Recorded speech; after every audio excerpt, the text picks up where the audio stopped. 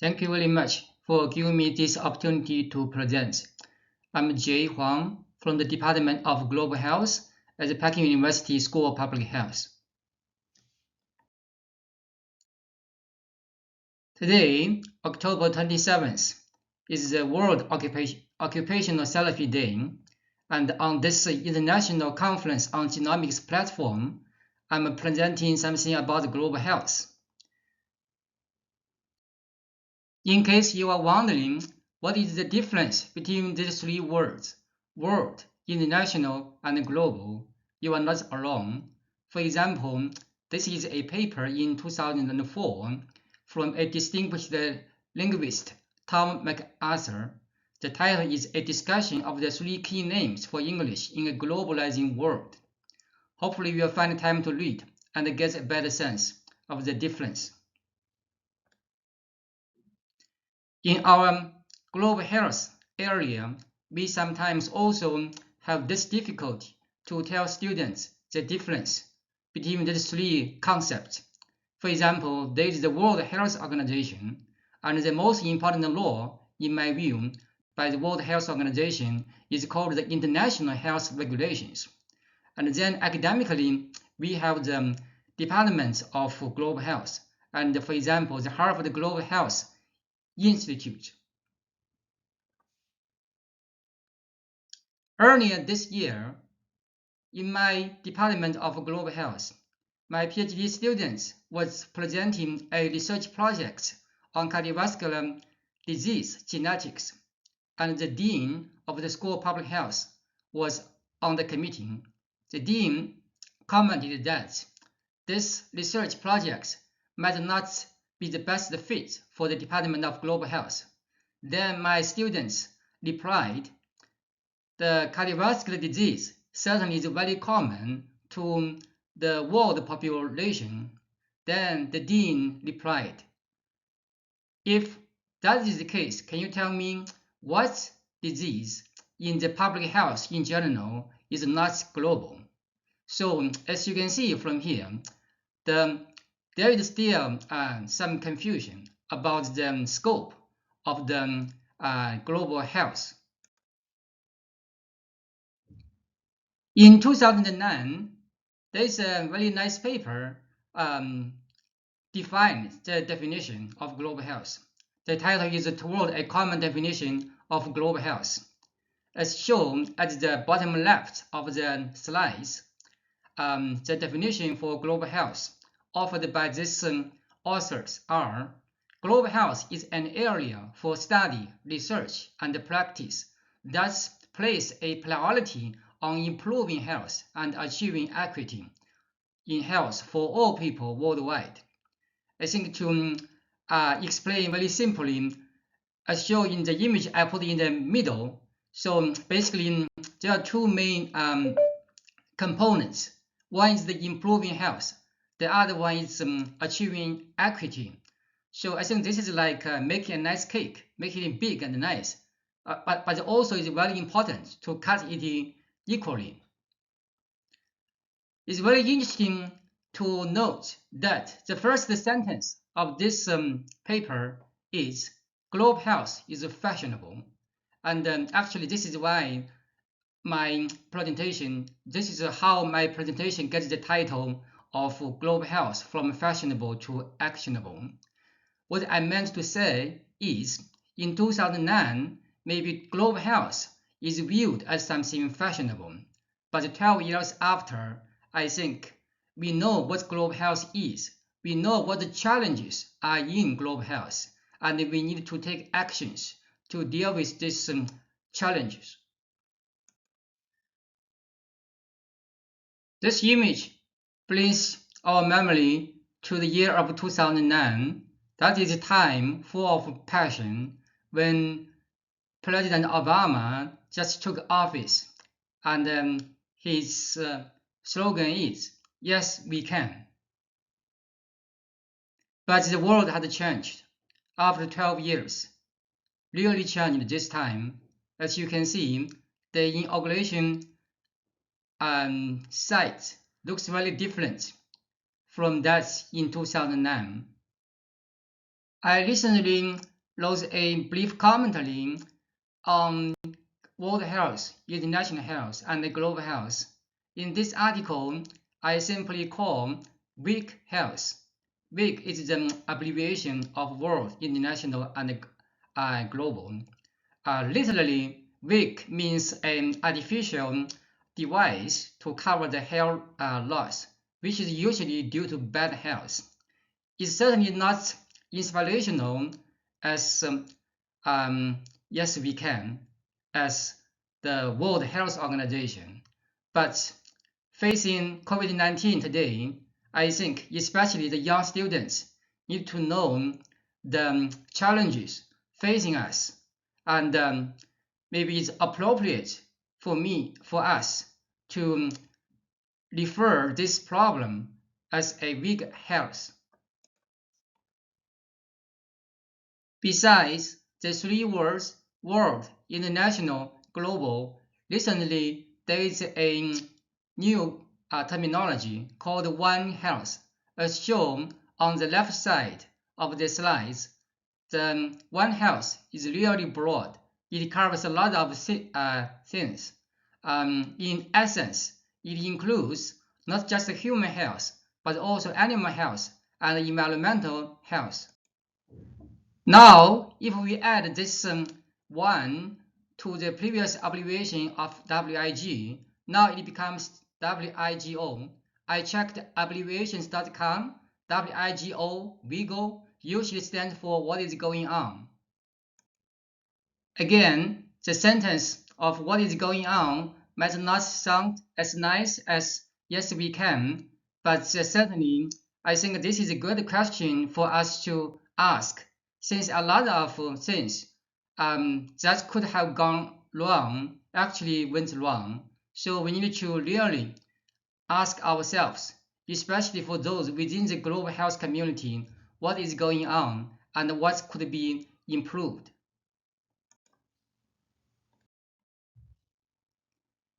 Below, I offer a few wisdom from China. So the first one is, when a lot of times we say we do this, we do that for all, for everybody, I think all needs to start from one. There is a Chinese saying, it says, 一屋不扫，何以扫天下? Which literally means, as shown in the left image, one needs to clean one room first before he promised to clean the rooms for everybody all over the world. So take health for all, for example.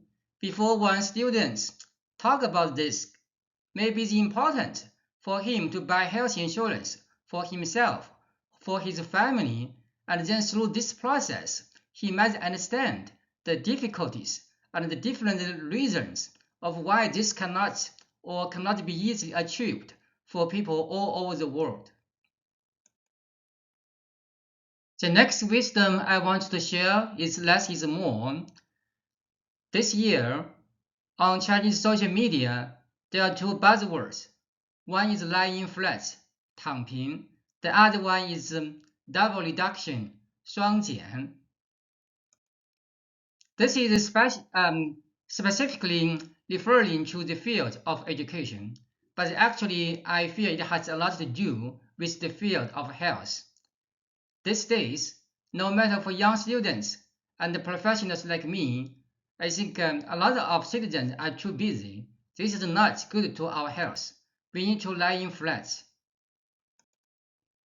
And for a big country, a big society as China, I think simply telling or advising the population what to do and what not to do sometimes is not enough.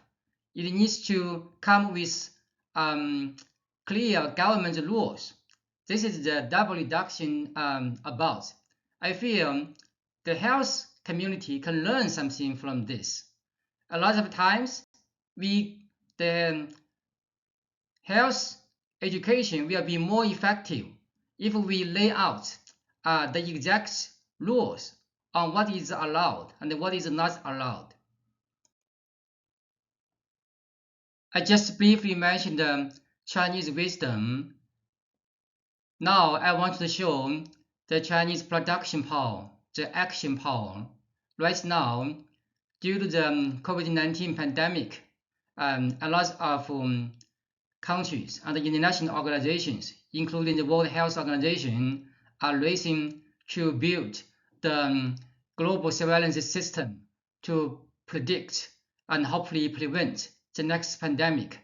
Of course, there are already big systems such as the global antimicrobial resistance and use surveillance system and the global influenza surveillance and response system.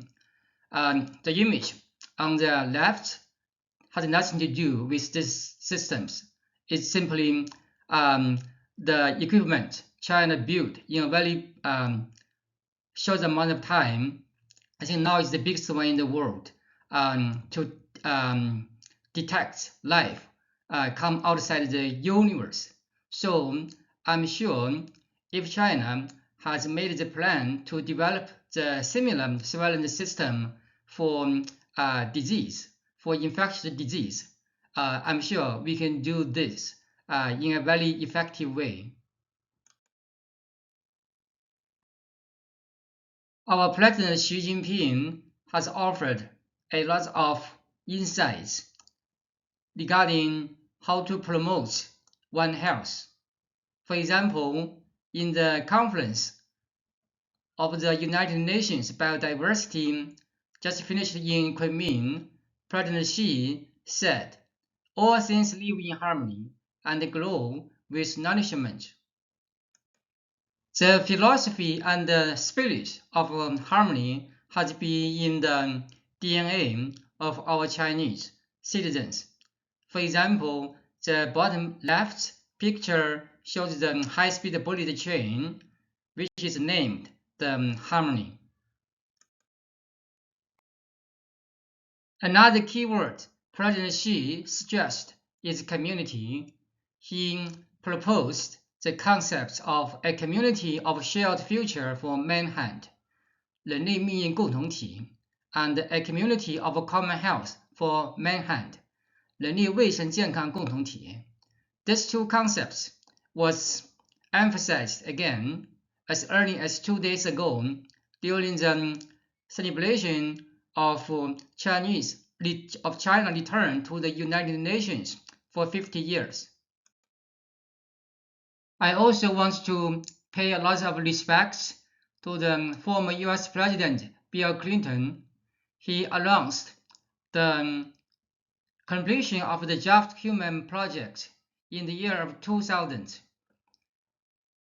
His involvement and of course a lot of efforts by a lot of scientists, including Professor Henry Young, the Human Genome Project has really pushed the 4P genomics from political ambition to scientific publication to patient care and then finally to people's health.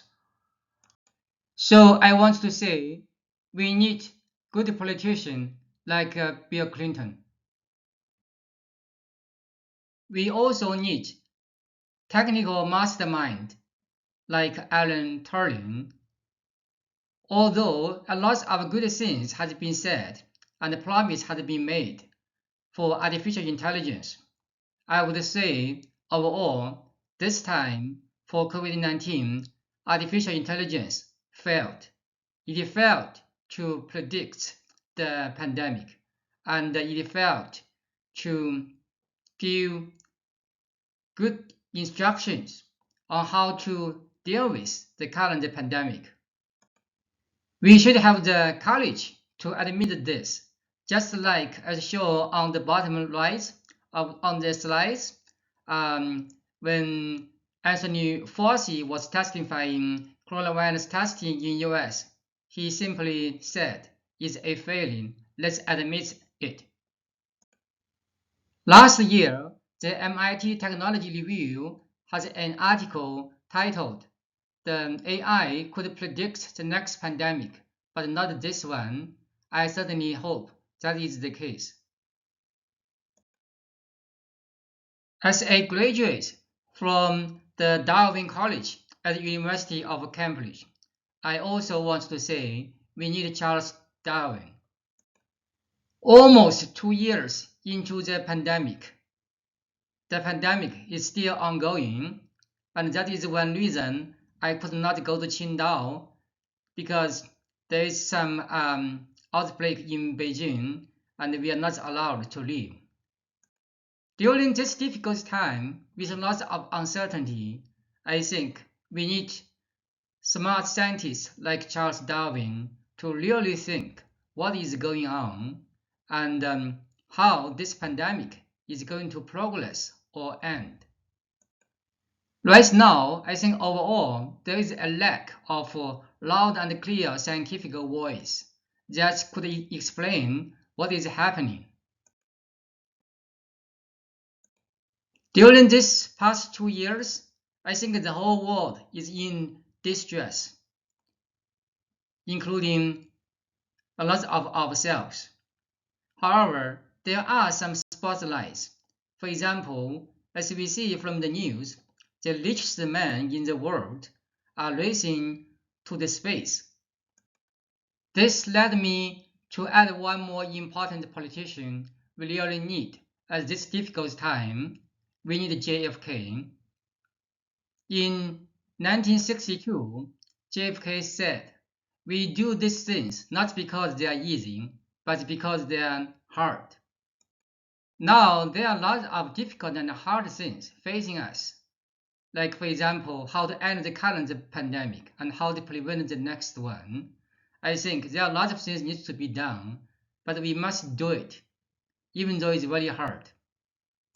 Another famous quote from JFK is, "Ask not what your country can do for you, ask what you can do for your country."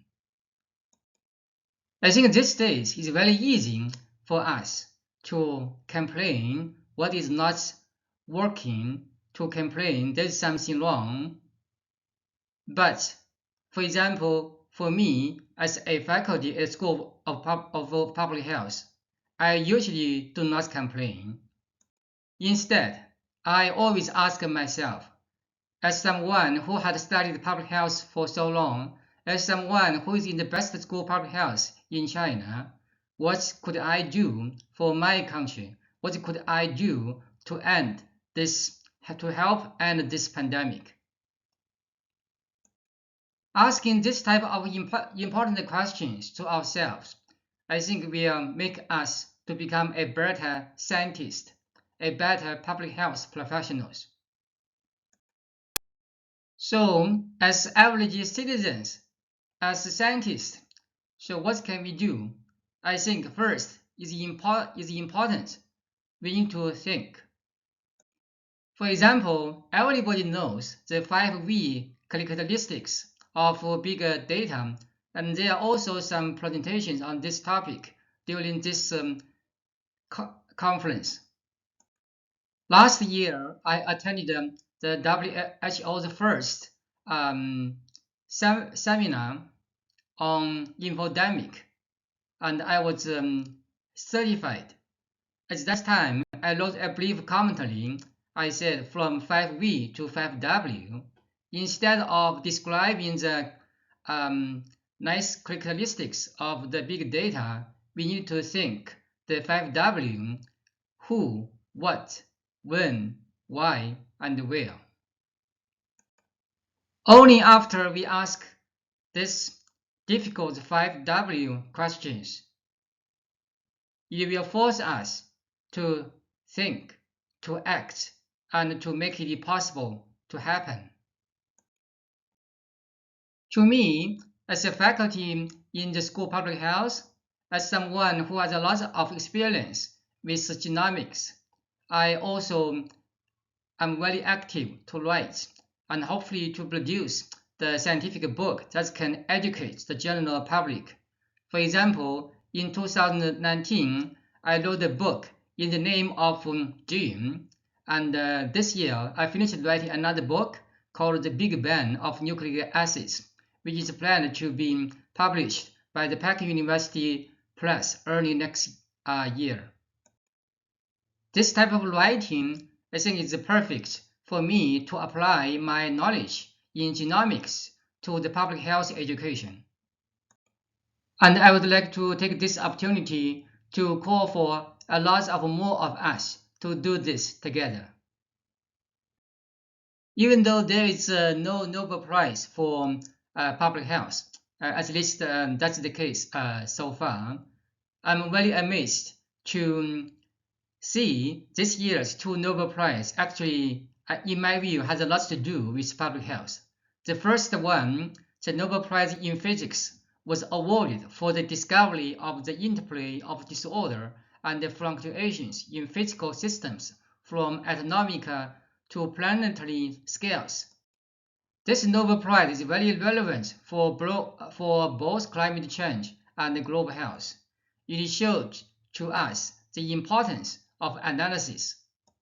I always tell my students it's not enough to know the definition and the importance of public health and global health. It's more important, especially at this young age, to learn a lot of analytical skills.